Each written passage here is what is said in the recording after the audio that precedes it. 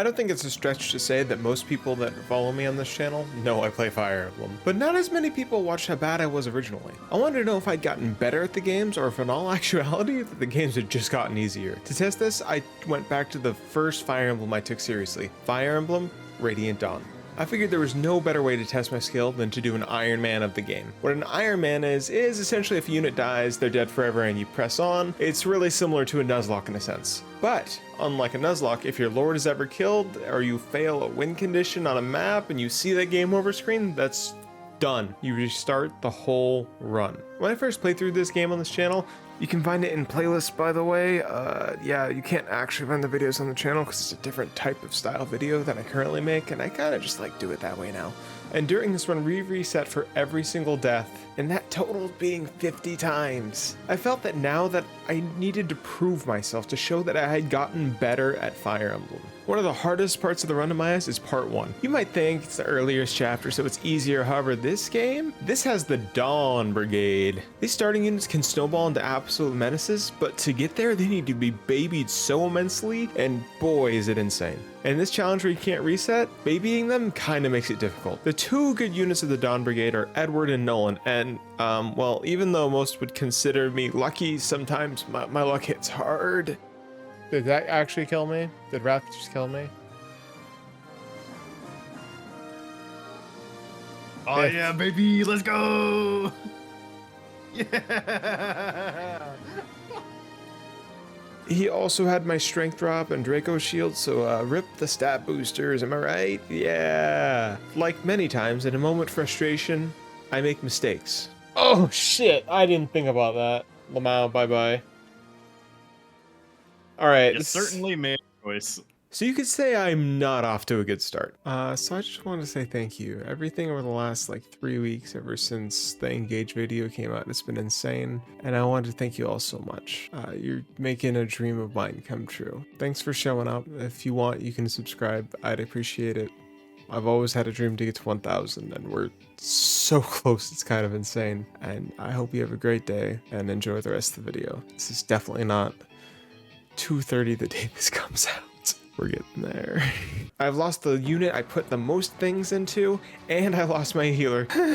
So in an Iron Man, sometimes sacrifices have to be made though. I decided I want to Master Seal off a mage, and apparently Soth sucks. Not really, but I really didn't use him that much anyway. So I had to sacrifice both Leonardo and Meg as meat shields so that he would live, because he is a lose condition. But on that same stage, we get the real hero of the Dawn Brigade, Jill. So unlike literally every Fire Emblem game, wyverns are not bonus affected by arrows, so you can kind of just throw them wherever you want that doesn't have a thunder mage and you'll most likely be fine. With Jill by our side, we can beat any map on part 1. You know, especially if the map would that would be most useful with her would allow me to, you know, bring her. But most maps we have more than enough now, and we get to the last part of part 1. Endgame. To fill you in, originally this map took over 10 tries to beat without losing someone, and I'm here with less units. We also get the most busted unit in the game, the BK, the Burger King, also known as Black Knight. This unit will not lose to literally anything in the game until like the last map.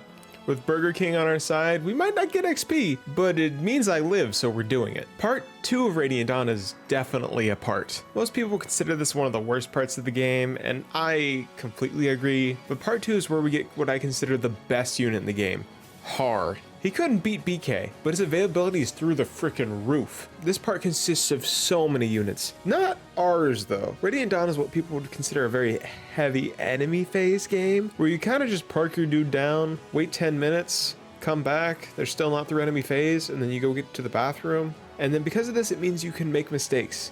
You know, everyone makes mistakes when you have to wait forever. Not for her being a unit though. She kind of sucks, but the skill I didn't pull off of her, Paragon. That skill gives 2 times XP and is really nice to have on a unit you need to train, you know, like Jill. But then we end up in part 2 endgame, and this is a difficult defend map, especially if you want the Draco shield that's vibing on this armored knight next to the boss. Using Lincia, who is a lose condition, but really good because of her brave weapon, and I definitely didn't get super lucky with her dodging something that would definitely kill her. But using her and Har, we can hit and run continuously.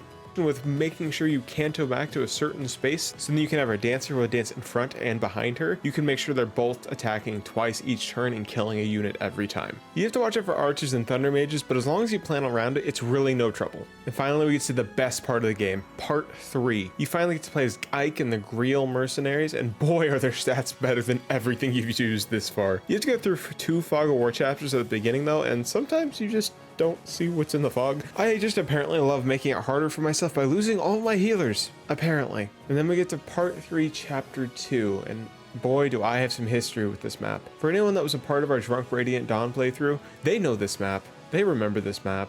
This is the map where we got the most drunk, and I actually had to edit parts out, which I never had to do before. In the end, I didn't even end up playing the map during that run. Max finished it for me because I was too drunk to beat it. But now, it was my time. Oh, and by the way, Hara's back. I'm gonna explain how bonus XP works now, so we can abuse it in a special way. So after you beat a map, you'll get a certain amount of bonus XP that you can use on your units. Most of the time you want to bring it to 99 XP so then they can have a chance at a full level up, because if you use bonus XP, you get 3 stats, period. You can't get more, you can't get less unless you have over the amount of stat caps. But we can abuse this really easily. So let's look at Soren here. He has 3 of his 8 stats capped, and that means he can only get a maximum amount of 5. And I know he has low growth rates for a good chunk of those, so if I just kind of pump it into him, he's gonna get good stats. And I will absolutely be abusing this for any unit I plan on bringing throughout the entire game. One of the people I need to do this the most with is Ike. He is a 1v1 later in the game, and I have to make sure he can win it. Since the Grail mercenary maps are pretty easy, we'll move on to chapter 6, where we are once again the Dawn Brigade, and we have to kill a ton of caps to win the map. This is meant to be a training map for your units, since they kind of need to scale up to the Grail mercenaries, and some of them, a good chunk of them, are still tier 1 units. Usually you have more people alive at this point though, so I kind of just barely had enough units to plug the holes, because this map is super rough, because out of all my units, only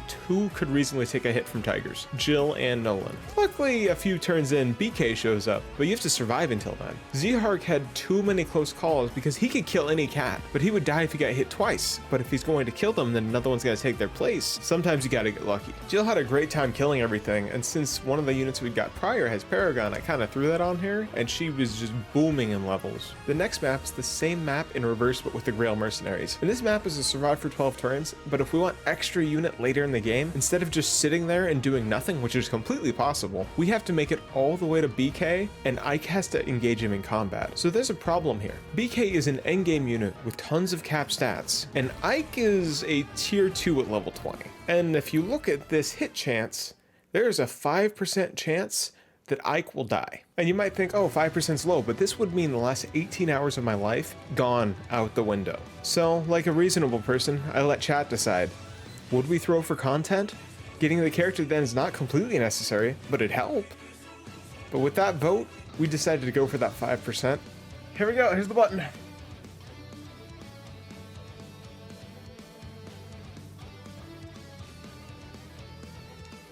Alright, back the fuck up everybody, let's go. And luckily my time was not wasted. After immediately backing up, we finished the map, and then a few maps later end up on chapter 10. So this chapter is where Alencia puts herself in the middle of an open field with no weapon and tons of enemies around. You have to book your way towards her so she won't die, and I made the assumption that I could pick her up with Titania, so to get to her I then had to have Oscar pick up the unit that was already next to her so I could be adjacent, and it turns out I couldn't even pick up Alencia, and then Oscar was sitting there holding someone, and because that halves your speed and there's a ton of enemies around, that means he could get doubled. And as I sat in the bathroom on the toilet, I heard death music. Honestly, I was scared for the worst, that Alencia had died and it was all over, but when I came back it was Oscar. Poor Oscar. It's extremely avoidable death. But with that map out of the way, we eventually find our way back to the Dawn Brigade for the rest of part 3. So remember how we had to kill a lot of cats before? Now we're just killing dudes. Once again, pretty much all of our units are insanely outclassed except for Jill and Nolan, but hey, those 2 are gonna get a lot of XP. Fiona did have to take one for the team, so the Micaiah wouldn't, and you know what? We salute you for doing something. Then we get to the last Dawn Brigade chapter of chapter 3. Pact of Blood. So this is a defend map that's known, and Micaiah can't leave the green zone at the top here. They give Micaiah Purge, which is a magic that allowed her to hit 3 to 10 range. But you see, I didn't use Micaiah enough for anything other than healing, so she couldn't actually use it because of her weapon rank. Normally you have some units that block the edges that can climb up around this map, but with all of the ledges, you might wonder, how many units have died again? And I actually can't cover all of them without the use of our friends, the yellow units that I can't control at all. The scariest enemies on this map are the birds. They can fly above your units and in a few turns get across the line. Initially, when a bird was actually about to get over the line, I kind of forgot. And then someone in chat reminded me and I was like, oh, and I had to make an interesting maneuver to get around it. With NPC units dying left and right, I was getting worried as we slowly got to the end of the defend timer. And then Ike started to head towards us. We mapped it out, no one was gonna die. If everyone just stayed on the sledge, Ike was only gonna be able to hit one person, it was fine. But if a certain yellow unit didn't randomly decide to run away,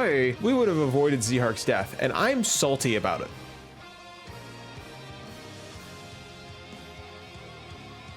Nihil crit. Yep, bye Zehark.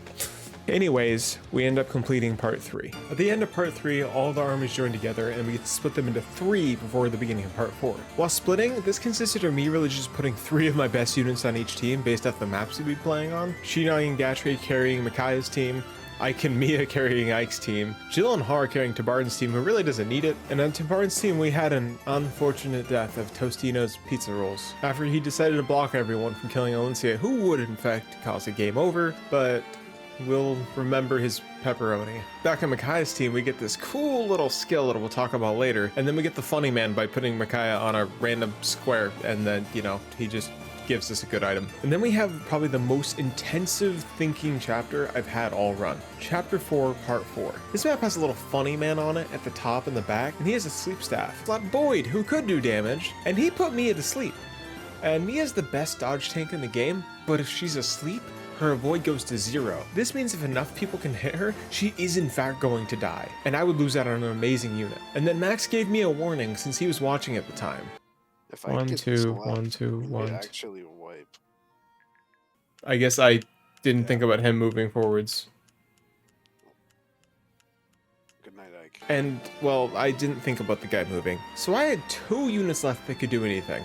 Soren, who's going to use a lot of siege magic, and Nyla, who can kill basically anything, but still only 2 units. With our dancer though, we can make them go twice each time, so it was really trying to plan out how I would get everything, and then also a lot of shove strats. But we did manage to complete the chapter with no deaths. Eventually we get to choose the units we'd be bringing to the end of the game. Most of the time you take all of the Beast Kings for their super inflated stats, but I decided I only wanted to bring 2. I wanted to bring some normal units, spice it up a little bit. My picks going into the endgame, aside from the mandatory ones, were Har, Jill, Soren, Shinon, Gatfrey, Mia, Alencia, Kainigus, Nesala, and the Giga Chad Nolan, the hero of the Dawn Brigade, as it were.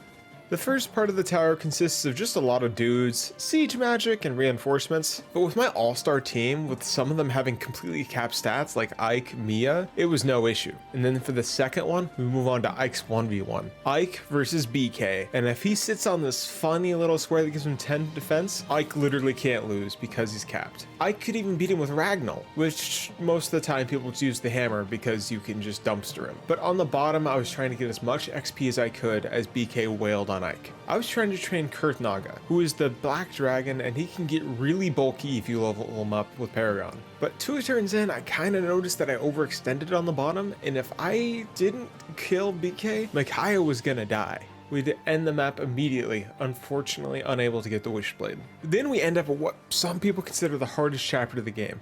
Tower 3, Dragon Veil. Usually these dragons hurt an insane amount, but I had some game knowledge that make a massive difference. The first way I made this easier was abusing Shinon's 3 range. His double bow could basically kill anyone as long as they weren't on top of a 10 defense square, so I just had to do that, and then the real game knowledge. So Kurthnaga, I gave the Dragon Foe skill, which we found in the desert, and this makes him do ×3 to all dragons. You'd still think he'd take a lot from these dragons considering he's still a guy, but unfortunately for them, they won't. Not because Kurth has a ton of defense, it's because they literally can't hurt the Prince of Dragons. They will not retaliate, so along with our Dancer and making him go twice all the time, I was just tearing dragon after dragon apart. He gained like 10 levels over the course of the whole thing and he was getting stronger by the minute. Then it came time to attack Degenzaya. This man is absolutely insane. This Dragon King has most of his stats capped and he packs a mean punch. He also has the skill Ire, which means there's a chance that he does double damage to you, which kills pretty much anyone. The best way to attack him is to position your Red Dragon Enna in a space where you can attack Degenzaya with 2 people with the Nihil skill. So Nihil will negate any skill,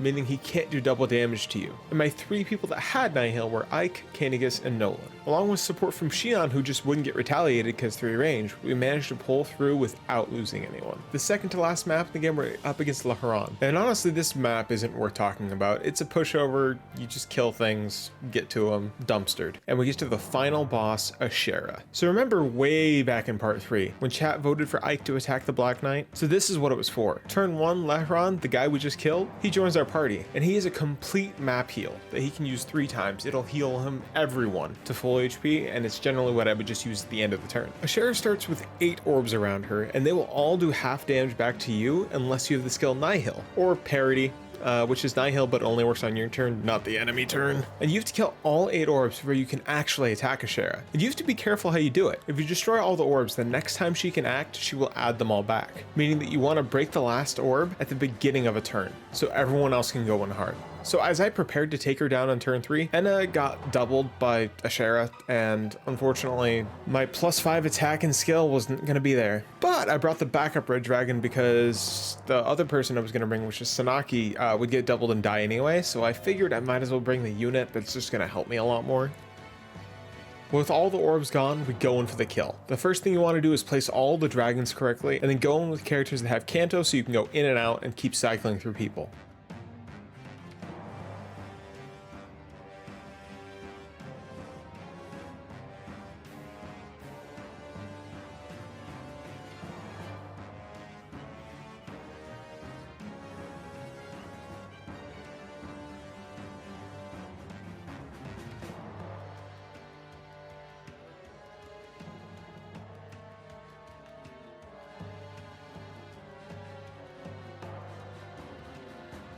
I'm an idiot.